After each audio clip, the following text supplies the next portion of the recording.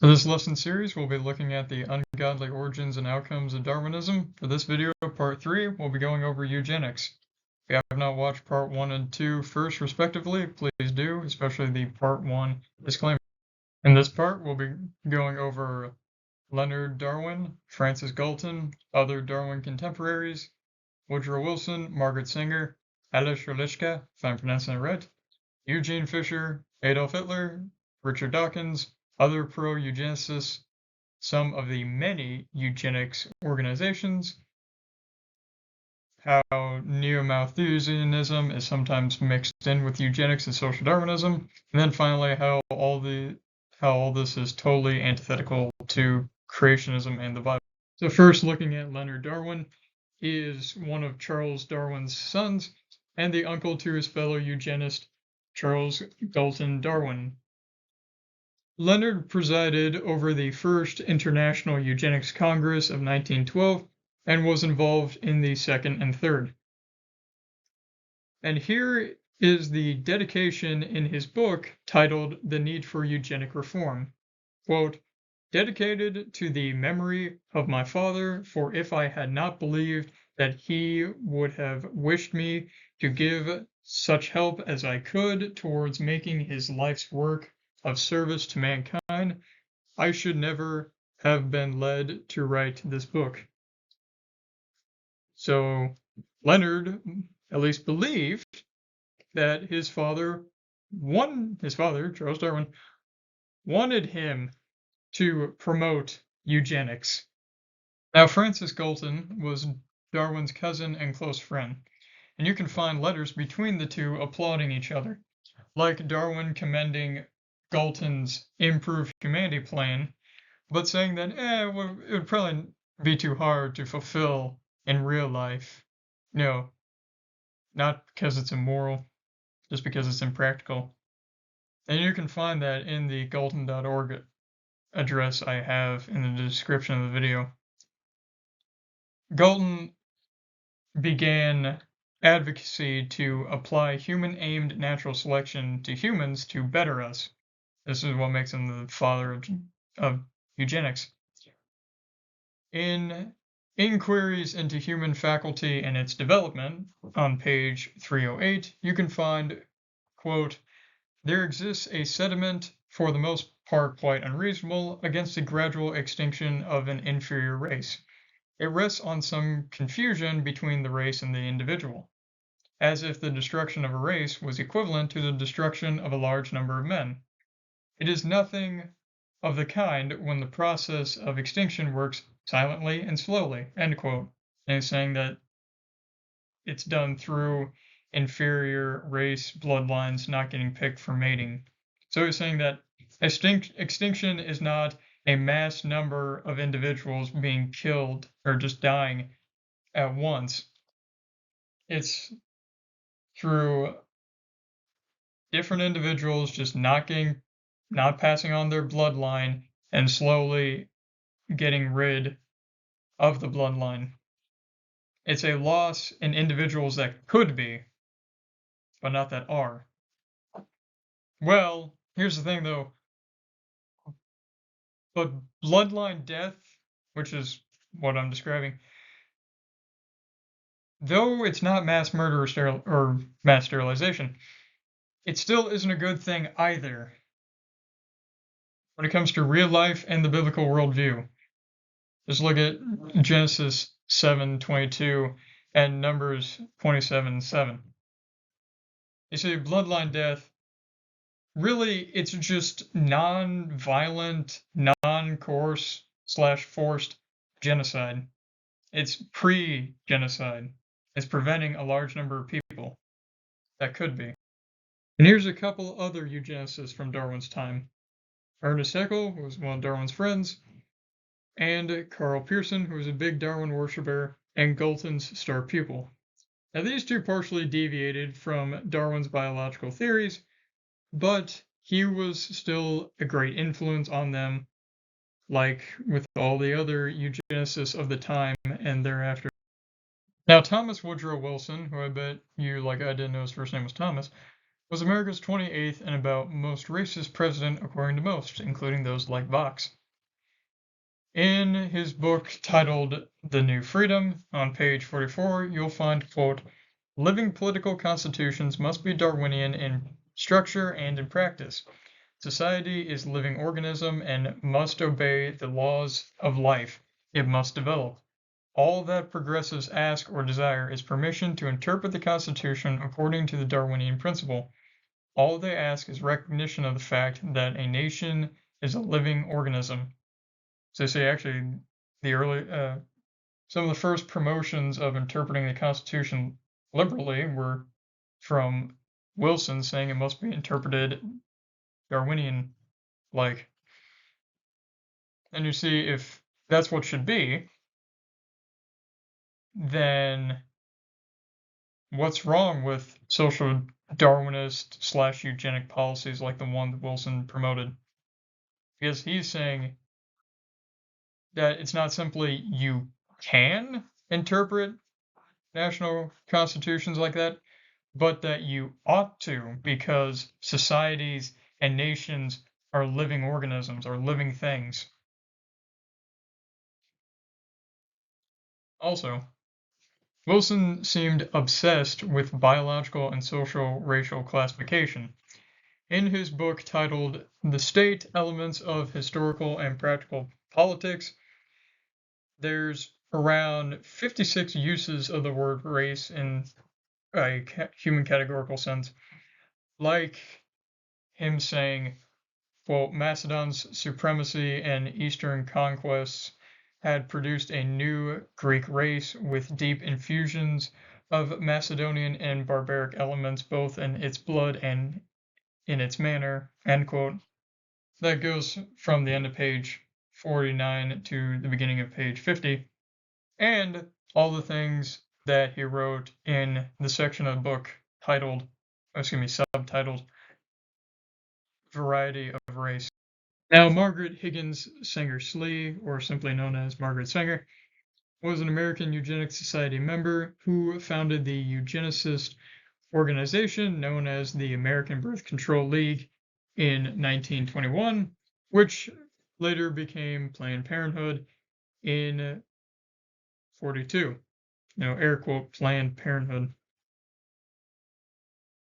According to Planned Parenthood, the organization itself, quote, Sanger believed in eugenics, an inherently racist and ableist ideology that labeled certain people unfit to have children. She held beliefs that, from the very beginning, undermined her movement for reproductive freedom and caused harm to countless people. She spoke to the Women's Auxiliary of the KKK at a rally in New Jersey to promote birth control methods. Sanger endorsed the 1927 Buck versus Bell decision, which allowed for forced sterilization, if you don't know. And quote continues, Sanger began what was called the Negro Project to reduce mistrust of a racist healthcare system. In other words, even an organization that came out from one she founded acknowledges how messed up and evil she was. According to her article titled The Eugenic Value of Birth Control Propaganda from her magazine, the Birth Control Review, quote, the most urgent problem today is how to limit and discourage the overfertility of the mentally and physically defective. This lady was a complete anti-natalist, i.e., she just hated pregnancy and birth altogether. This is Margaret Slee, president of America's Planned Parenthood Federation, maintains that European women should stop having babies for the next 10 years. But, Mrs. Slee, in this country, having babies is the only thing left which is both unrationed and untaxed. Do you think we really ought to stop? Well, I suppose a subject like that is really so personal that it's entirely up to the parents to decide. But from my view, I believe that there should be no more babies. Now, Alish Alishka, if I'm pronouncing this right, was head of the American Anthropological Association, or AAA, from 1925 to 26. He was perhaps the leading physical anthropologist in the country at the time, and he said eugenics' end goal is that it may, on the basis of accumulated knowledge and together with other branches of research, show the tendencies of the actual and future evolution of man and aid in the possible regulation or improvement. The growing science of eugenics will essentially become applied anthropology.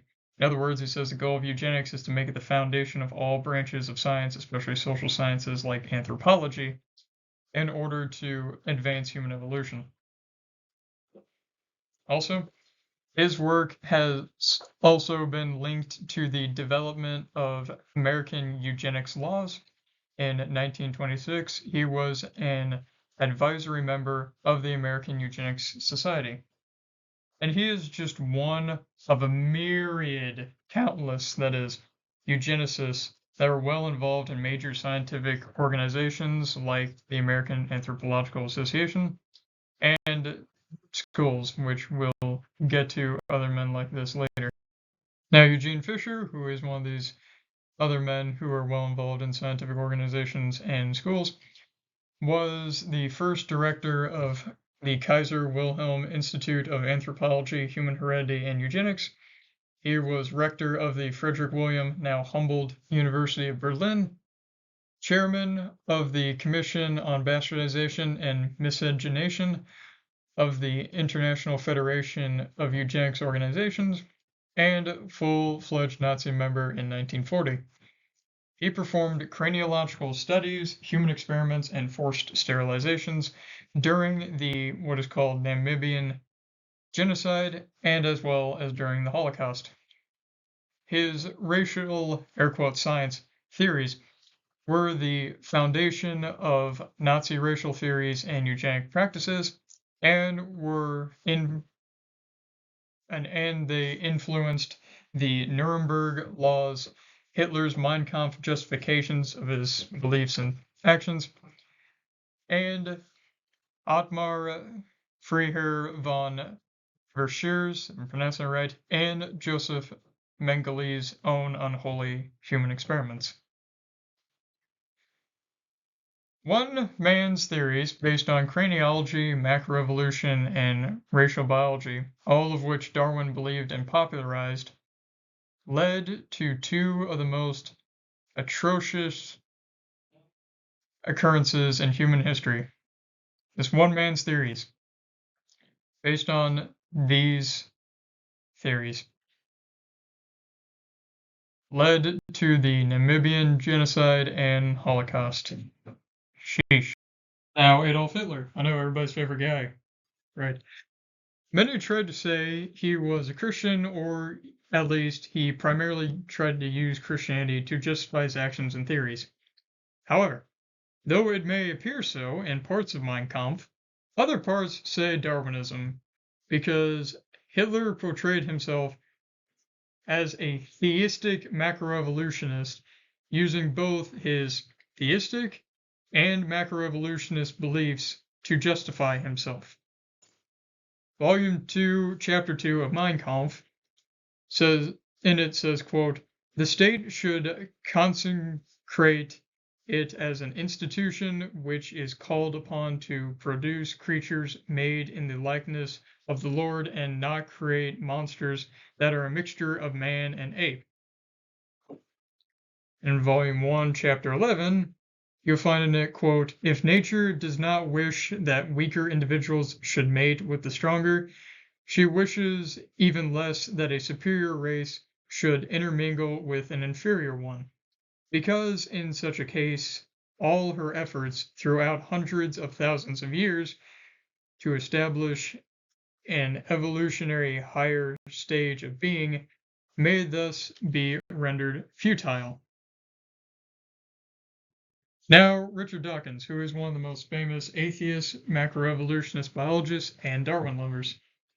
In an ex-post from February 16, 2020, he posted, quote, "It's one thing to deplore eugenics on ideological, political, and moral grounds. It's quite another to conclude that it wouldn't work in practice. Of course it would. It works for cows, horses, pigs, dogs, and roses. Why on earth wouldn't it work for humans? Facts ignore ideology. Yeah, okay, but wait a minute. The problem has nothing to do with whether he thinks eugenics is immoral or not, because from this post, he at least expresses understanding why you would be against it on moral grounds. Doesn't object to that directly. But if it's a fact that eugenics works according to him as a biologist, that's what his view is, then based on the philosophy of consequentialism, which is one of the most common moral philosophies in the world, it's the ends justify the means philosophy, it would then be immoral not to implement eugenics. So really he's given eugenics moral justification for a massive amount of people. He's giving it moral grounds.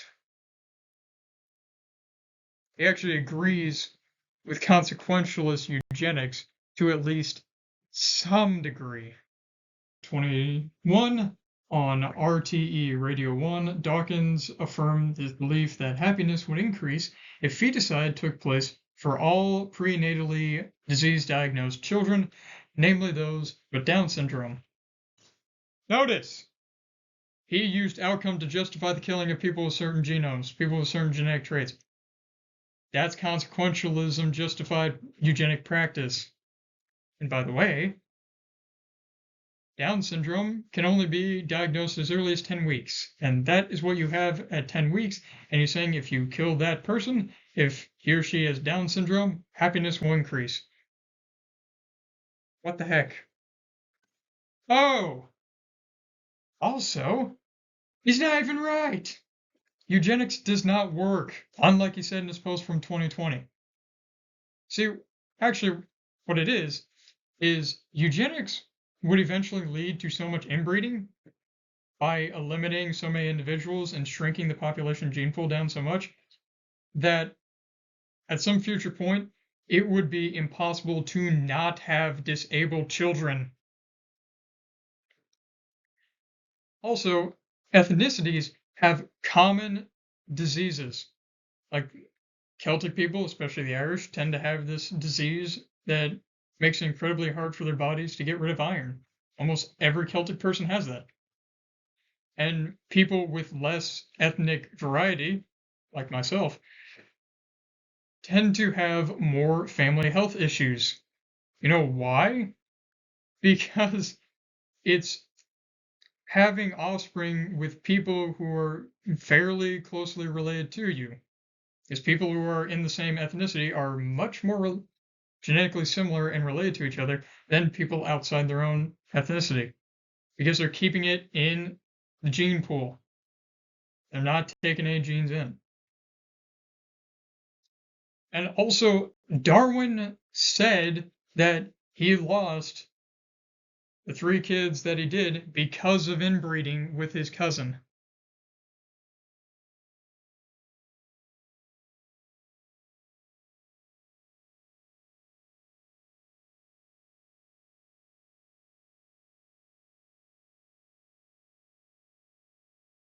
Let's quickly look at some other very prominent people who are very for eugenics. Winston Churchill was the honorary British Eugenics Society VP and attended the first International Eugenics Congress. Alexander Graham Bell was the honorary president of the Second International Eugenics Congress. Henry Fairfield Osborn Sr. was co-founder of the American Eugenics Society and 25-year president of the American Museum of Natural History, which is where the Second International Eugenics Congress was held. Oh, and by the way, his nephew, Frederick Henry Osborn, was even more prominent in academic institutions and also pro-eugenics. And finally, really about the whole list of American Eugenics Society presidents involved highly esteemed universities like Stanford and Yale. Now, let's look at some of the many eugenics organizations there have been in the past century. There's the Racial Hygiene Association of New South Wales, which was founded by feminists Lily Goodison and Ruby Sophia Rich in 1926, and is now the organization known as Family Planning NSW for New South Wales. There's the International Federation of Eugenic Organizations, which I referenced earlier. It was founded from the International Eugenics Congresses, and at one time it unanimously elected Nazi Ernest Rudin, if I pronounced that right, as president. There's the Human Betterment Foundation, founded by the University of Southern California's president, Rufus Bernard von Feinsmid, if I pronounced this right, in 1928. There's the State Institute for Racial Biology, which was Sweden's most prominent and governmental racial science research institute, founded in 1922. There's the Alberta Eugenics Board, which was the Alberta government agency created in 1928 that attempted imposing forced sterilization on the mentally disabled. There's the Eugenics Board of North Carolina, which was the state board formed in 1933 according to House Bill 1013 that would allow coerced sterilization. And its effects were not fully erased until 2003. And finally, there is the Heredity Commission, which was the U.S. government's eugenics advisory group founded in 1906. Now we'll move from individuals and organizations to look at how neo-Malthusianism is often mixed into eugenics and social Darwinism to show that it's not just a macroevolutionist thing in that it's totally compatible and requires macroevolution. It's also incredibly compatible with neo-Malthusianism.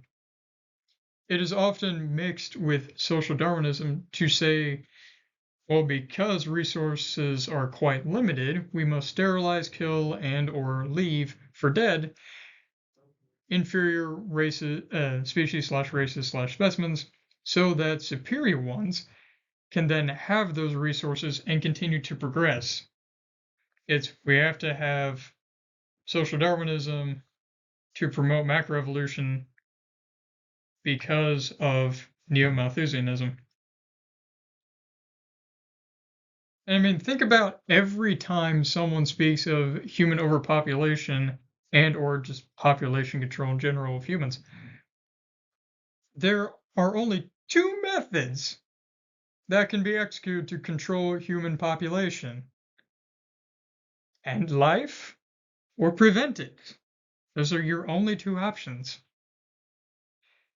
Neo-Malthusianism and social Darwinism/eugenics, those two go hand in hand, give complementary justification for each other. We only have so many resources, so we have to kill these people so that the others don't die. I'll make a pop culture reference, which I almost never do. If anyone has seen the Marvel movie Avengers Endgame, or the predecessor movie Infinity War, where Thanos says, kill half the universe so that the other half lives. That is, in a nutshell, combining neo-Malthusianism and social Darwinism/eugenics. And this is something that is propagated by many people, not just movie villains. Now, in this part and this lesson series, looking at how all that stuff is totally antithetical to creationism in the Bible, like how part 2 was ended with looking at how scientific racism is totally antithetical to these two things. According to Genesis 1:27, 5:1-2, 9:6, all of chapter 10, 1 Chronicles chapters 1-10, and Acts 17:26, all human beings are equal in being, value, and ancestry, and are altogether separate from every other creation. So if all human beings, no matter what, are equal in value and equally made in God's image, then you can't practice eugenics on them.